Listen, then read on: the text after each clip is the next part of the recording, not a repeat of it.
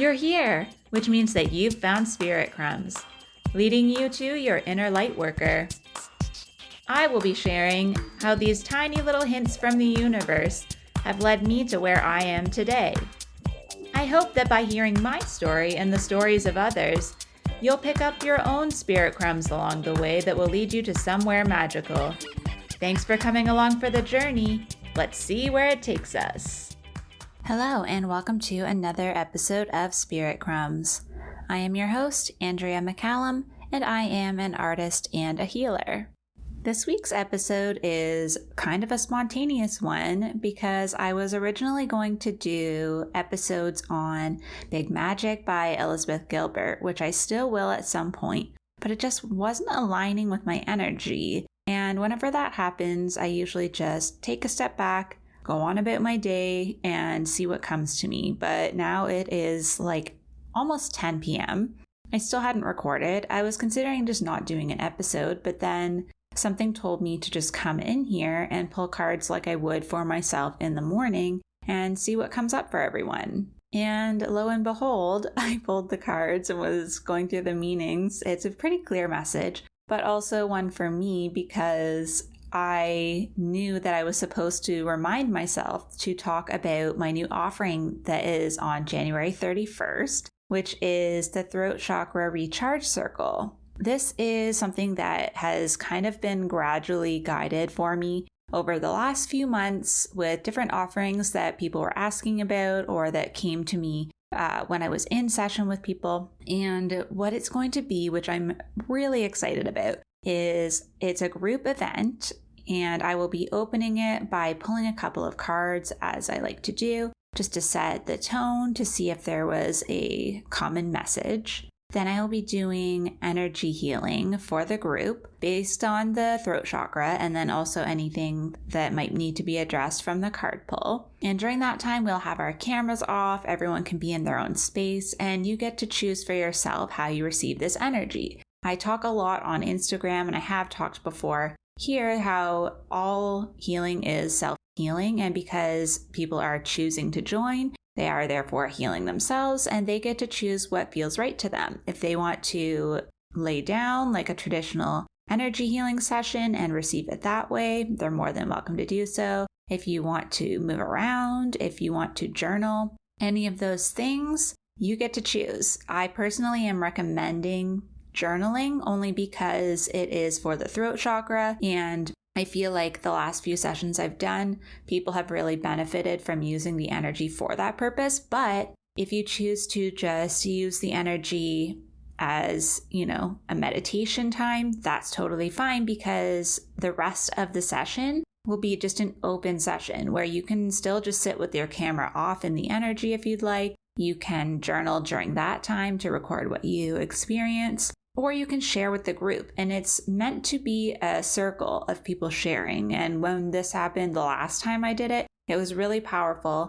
And people were able to access the words that they wanted to describe, to talk about the experiences they've been having. It was really beautiful for people to just have that space. And I think because it's not a recorded event, it is a live event. For that reason, I think that it just gives people, including myself, just a little bit more of a nudge towards vulnerability and actually speaking your truth. And I think that in terms of throat chakra healing, saying things out loud and journaling them by hand are very powerful ways of moving the energy. I feel like so many of us have shadows and things that just need to be expressed and acknowledged in order to move into a more authentic way of being. And today's cards really support that. That's why it was so funny, because as I was reading the cards, I was like, oh, this is exactly what this session would be good for. So I don't really talk a lot about my offerings, but this is Spirit's way of pushing me out of my comfort zone to share what I have going on. So this will be an event on January 31st.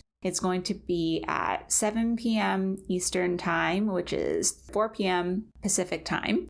It's just really something that's been guided to me for a reason. I think this is something that a lot of people need right now, especially in the new year. Everybody has so many goals and things that they want to do, but it's sometimes hard to know where to start. And so when you're in a group and you have the collective energy and you hear other people sharing, sometimes that's enough to just nudge you to move forward on something that you've been kind of lingering around for a while. So it's $33 Canadian. It's the first one, so I'm keeping it at a lower price. And I'm really hoping to see a variety of people. I already have, I think, 8 or 9 people signed up, so it's going to be a nice group. And if you have any questions, feel free to DM me either on Spirit Crumbs or on Concrete and Crystals. The link is in my bio for anyone who would like to join or learn more about it. And now I'm just going to quickly go through these cards that I pulled, and you'll see what I mean when I read, well, I'm not going to read them, but when I tell you what they are. So the first card is from the Animal Spirit deck, and this one is the Panther. This is one of the first cards that was actually pulled for me from this deck before I had it. It was from a reading I've talked about actually on the podcast before, where I was asked to write down what my biggest fear was, and I had no idea. And before I knew it, I just wrote down the word stagnation. And then when this card was pulled for me, I couldn't believe it, because it is literally about purging any stagnant energy and unnecessary things in your life. This Panther energy is said to be a little bit chaotic. It brings kind of an upheaval, but it's a necessary one. And I think we all can admit that we do sometimes need that nudge from the universe to get rid of things, move energy. And then the next card is from Psychic Tarot, because it's a similar meaning. And so this is the 4 of the emotions, which is like the 4 of Cups in tarot, and it's called Discontent and Boredom. And this one really speaks to that stagnation. It says stagnation in the card description, actually. And it talks about really feeling stuck. And for me, it has this energy of frustration. It talks about restlessness and things not moving along as fast as you would like them to be moving. And I can totally relate to this, because I have a million things in my head that I want to make happen. But like, I'm a human, you know, and I also trust in the universe that things will come at the right time. But this card does talk about paying attention to the synchronicities and things that are showing up for you, so that you'll recognize when the sign comes. And I think the reason I'm really being drawn to do these at the same time is because it makes me think about the purging as a way of making space. And I think I've talked about this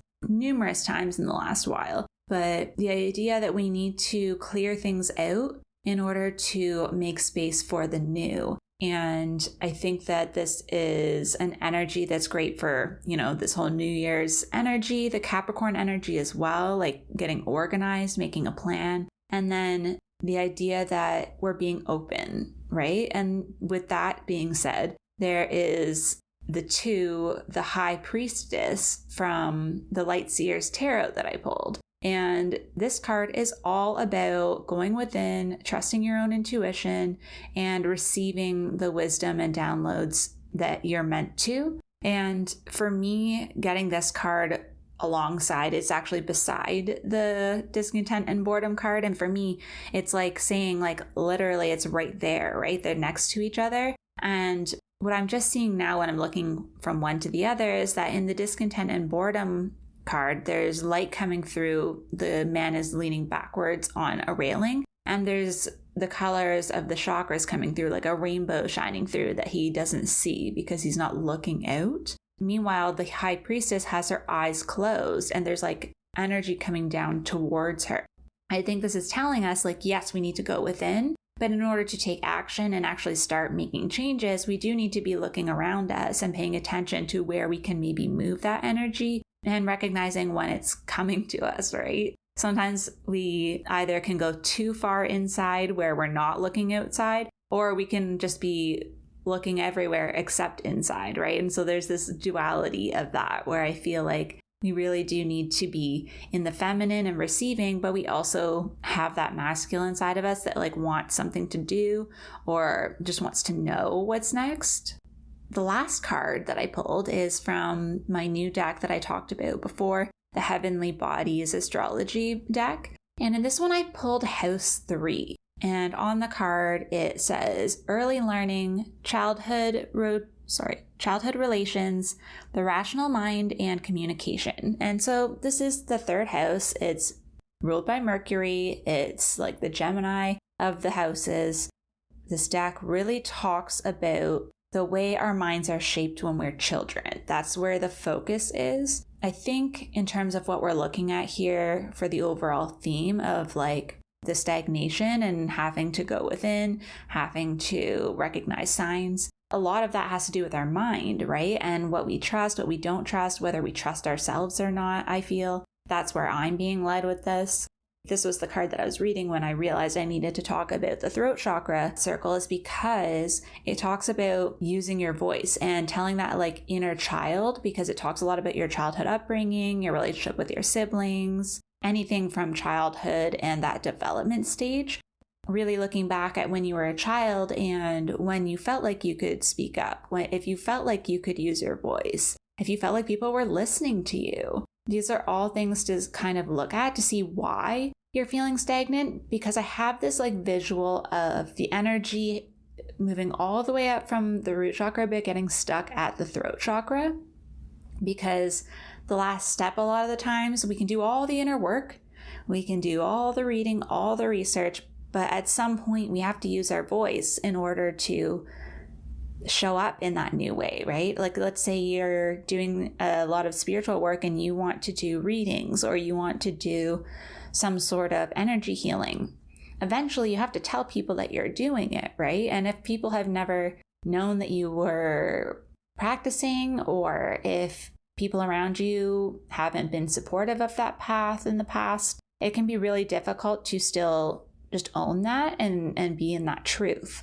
In terms of the throat chakra, it's just that nudge of like moving that stagnant energy. And something that came to me, I don't know whether it was in a meditation or just around the time I was meditating, but what I was visualizing for myself is, I've talked before to people one-on-one. I don't think I've talked about it on the podcast, but I see the heart chakra as like the crown chakra of the human chakras. So the lower three chakras, the root, the sacral, and the solar plexus, are like your human chakras. And then going from top down, it's the crown, the third eye, and the throat are like the spiritual chakras. And the heart's kind of like the bridge between the two. But because like if you're going from the root up, like root, sacral, solar plexus, for me, because the heart chakra is still a portal to the divine, it's still like our heart portal is where we open and connect.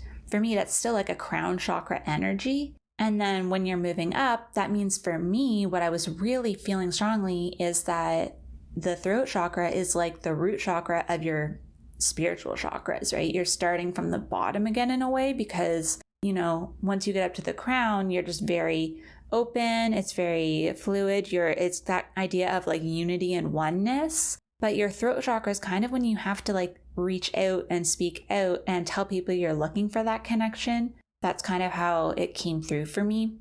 Again, this is not a teaching I've heard anywhere. It's just, I don't know. It's just something that I feel very strongly about. Like, I always see the chakras kind of like split there. And when I was doing quantum Reiki sessions, the throat chakra is where the shadow energy is in that type of Reiki. And that's always kind of resonated really well with me. So even now when I'm doing energy healing sessions, a lot of times I do find when I'm working on like shadow energy, it is usually around the throat chakra and the root chakra the most. It still is everywhere. Like, our chakras are a system. They're all kind of impacted, right? And connected. But there's just this similar energy that the root chakra and the throat chakra have for me. And it's like once you get through all your human issues, like your lack, your, physical things, those like the confidence that you built up, those kinds of things that are the human aspects of your healing.